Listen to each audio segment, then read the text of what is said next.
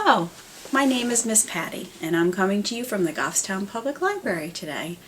I thought it would be fun to share with you some highlights and information about some of our newer juvenile chapter books. So I'm going to talk to you a little bit about each one.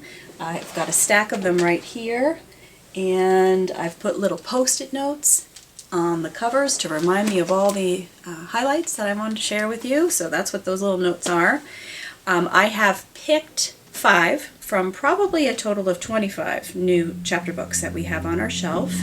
And next week, next Friday at 1 o'clock, same time, same channel, I'll be coming back and highlighting another 5 to you.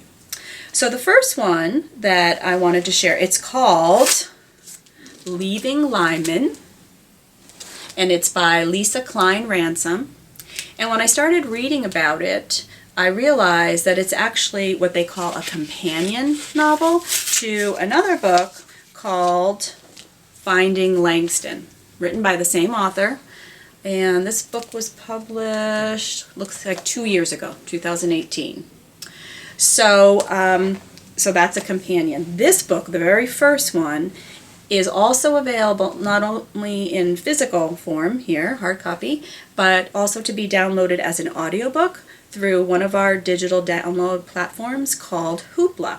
And if you don't know about Hoopla, it's essentially an app that you can download onto a device at home, and using your library card you can log in and borrow a digital copy of a book.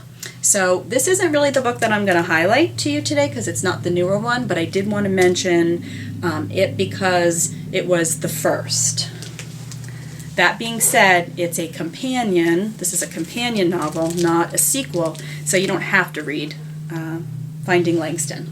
So Leaving Lymon falls into the historical fiction, realistic fiction genre category. And I already mentioned who wrote it. It's written for kids ages 8 to 12. In fact, all of the books that I'm going to highlight today are in that age range. And let's see. Oh, it has multiple starred reviews, so should be good. So I'm going to read for a minute from the jacket, the description here for each book. I'm going to do this. So here we go. I've been 2 places my whole life, Vicksburg and Milwaukee. Now I can add Chicago. Lymon's father is, for the time being, at Parchman Farm, the Mississippi State Penitentiary, and his mother, whom he doesn't remember all that much, has moved north. Fortunately, his grandparents are raising him in Vicksburg, where he is surrounded by loving relatives and neighbors. Grandpops is even teaching him to play Delta blues on the guitar. But Lymon's world, as he knows it, is about to dissolve. He will be sent on a journey to 2 northern cities far from the country life he loves and the version of himself he knows. In this companion novel to the award-winning Finding Langston, Lesa Cline-Ransome returns to the 1930s and 1940s and challenges readers to see a familiar character anew. So that's Leaving Lymon. And I did a little digging, and apparently Lymon was a boy also featured in the first book who bullied the main character from this story. So again, don't have to read both of them, but it's interesting that kind of a side character that appears in this book is the main character in this one. So that's Leaving Lymon. The second book is called The Forgotten Girl by India Hill Brown. Right there. It's a 2020 notable children's book. It's got some nice reviews on it as well. It falls into the scary stories genre, so if you're one of those readers who loves Goosebumps or ghost stories, this might be a good read for you. Written, as I said earlier, for kids ages 8 to 12. Also available through that Hoopla app I mentioned earlier as an audiobook, so you'd listen to it, not read it. And here we go. Let's see what it says. Do you know what it feels like to be forgotten? On a cold winter night, Iris and her best friend Daniel sneak into the woods to play in the freshly fallen snow. There, Iris makes a perfect snow angel, only to find the crumbling gravestone of a young girl named Avery Moore right beneath her. Soon, strange things start to happen to Iris. She begins having vivid nightmares. She thinks she sees the shadow of a girl lurking in the night, and she feels the pull of the abandoned grave calling her back to the woods. Obsessed with figuring out what's going on, Iris and Daniel start to research their town. They discover that Avery's grave is actually part of an abandoned black cemetery dating back to a time when white and black people were kept separate in life and in death. They become determined to restore Avery's grave and have proper respect finally paid to Avery and the others buried there. But they have summoned a jealous and demanding ghost, one who's not satisfied with their plans, one who is tired of being overlooked, and who wants Iris to be her best friend forever, no matter the cost. The Forgotten Girl. Sounds like a good one. I'm not usually one to read scary stories, but I think I might read this one because I'm curious about it. Okay, so that's that. The next book that I chose is called Can You See Me by Libby Scott and Rebecca Westcott. It falls into the realistic fiction genre, also written for readers 8 to 12.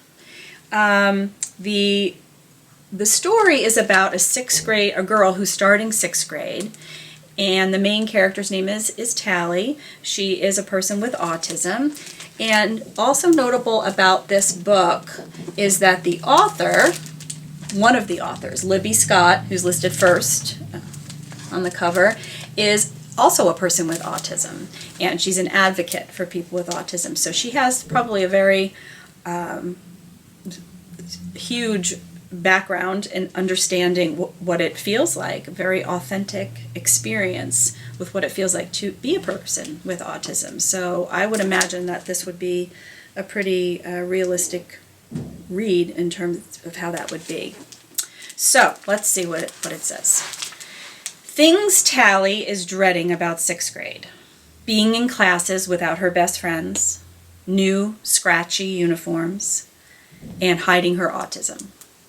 Tally isn't ashamed of being autistic. Even if it complicates life sometimes, it's part of who she is. But this is her first year at Kingswood Academy, and her best friend Layla is the only one who knows. And while a lot of other people are uncomfortable around Tally, Layla has never been one of them until now. Something is different about 6th grade, and Tally now feels like she has to act normal. But as Tally hides her true self, she starts to wonder what normal means, after all, and whether fitting in is really what matters most. Inspired by young co-author Libby Scott's own experiences, this is an honest and moving coming-of-age story about learning to celebrate yourself and teaching the world to recognize you too. So when I read that description, I also thought of some other books that many of you may have already written about people with disabilities. Again, they're all fiction, so they're not true stories, but they are written by authors with relevant experience. Remember reading, have any of you ever read Wonder by R.J. Palacio? I don't know if I'm pronouncing that right. And then there was another one by Sue Draper, and it was called Out of My Mind. Those were both really good books as well. So that's this. Yeah. Okay, 2 more to go. The next one is in a genre that I don't read a lot, and that's science fiction. One of my very favorite books of all time was a science fiction book, which is interesting, and that was A Wrinkle in Time. I don't know if you've read that. If you haven't, that's an awesome book to read. But as a general rule, I'm personally not a big science fiction fan. That being said, this kind of sounded fun. So it falls into the science fiction genre, but it also touches on themes of tolerance and immigration, and it's supposed to be funny, and I always like a good funny book. It's written for kids 8 to 12. It also, like the other books, has multi-star reviews, so I think it's a good one. and it's written by Geoff Rodkey. The first time I heard about planet Choom, we'd been on Mars for almost a year. But life on the Mars station was grim. And since Earth was no longer an option, we may have blown it up, it was time to find a new home. That's how we ended up on Choom with the Zuri. They're very smart. They also look like giant mosquitoes. But that's not why it's so hard to live here. There's a lot that the Zuri don't like. Singing. Just ask my sister Isla. Comedy. One joke got me sent to the principal's office. And any kind of emotion. The biggest problem, though, the Zuri don't like us. And if humankind is going to survive, it's up to my family to change their minds. How can we pull that off? I have no idea.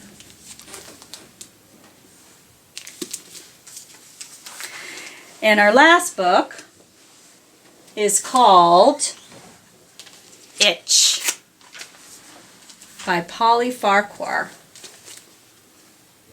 This one I'm definitely going to read, I think. It falls into the realistic fiction genre, also written for kids, readers ages 8 to 12.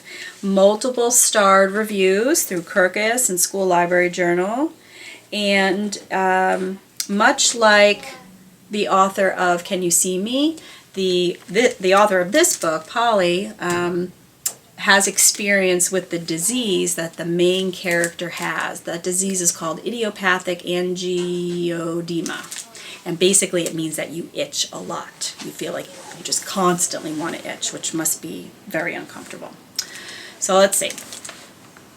After a tornado tears the roof off of the school cafeteria, Isaac's 6th grade year is off to a rough start, particularly because he can't do fractions and his mother has left for a 2-month trip to China.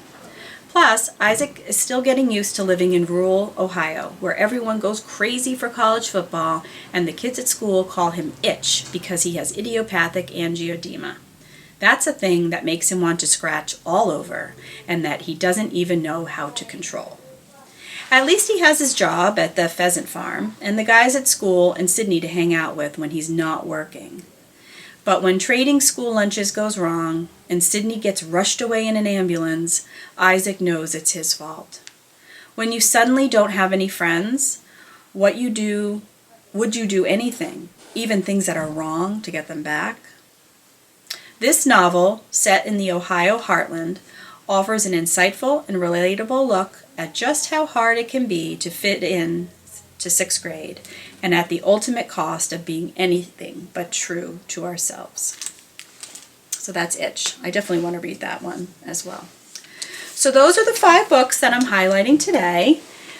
As you know, the library is not open, excuse me, our normal hours. We have some restricted hours. However, if you would like to read one of these books, you can still possibly get it before we reopen fully.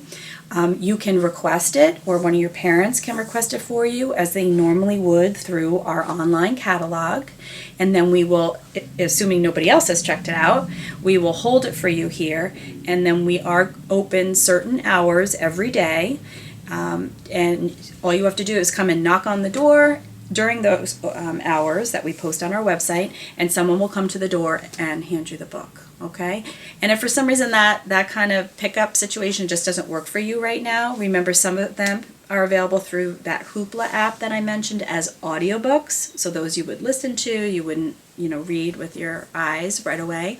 Or write down the title and remember it for later when the library is back open, and we'll get it for you then. I hope you're all well. We miss seeing everybody at the library, and keep reading.